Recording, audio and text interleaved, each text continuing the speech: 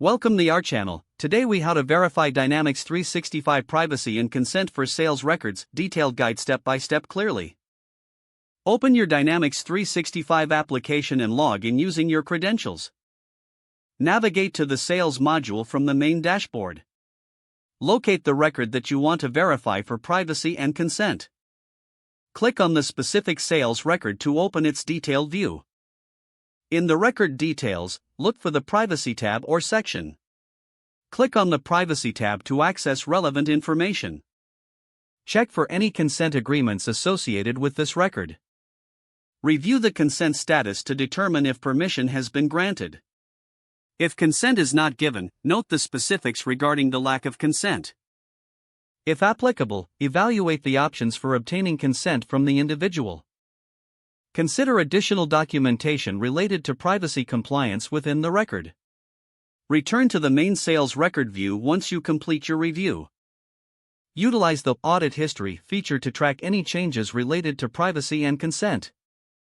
Make sure to document any findings for future reference.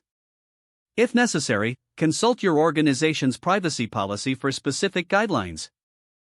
Regularly review sales records to ensure compliance with privacy regulations. This process ensures that all sales records align with legal and organizational standards regarding privacy and consent. If the page does not load, refresh the browser or try again in a private or incognito window. Make sure you are using the correct email address, then retype it carefully to avoid small typos. If your password is not accepted, use the reset option and create a new strong password you can remember. Check your spam folder for verification or security emails, then complete any requested confirmation steps.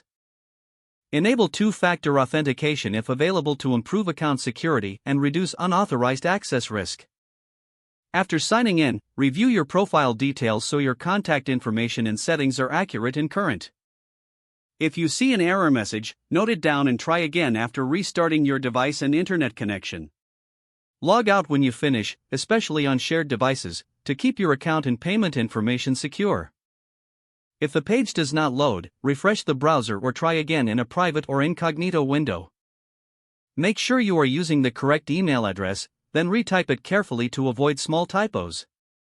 If your password is not accepted, use the reset option and create a new strong password you can remember. Don't forget to like this video and subscribe to our channel for more step-by-step tech guides.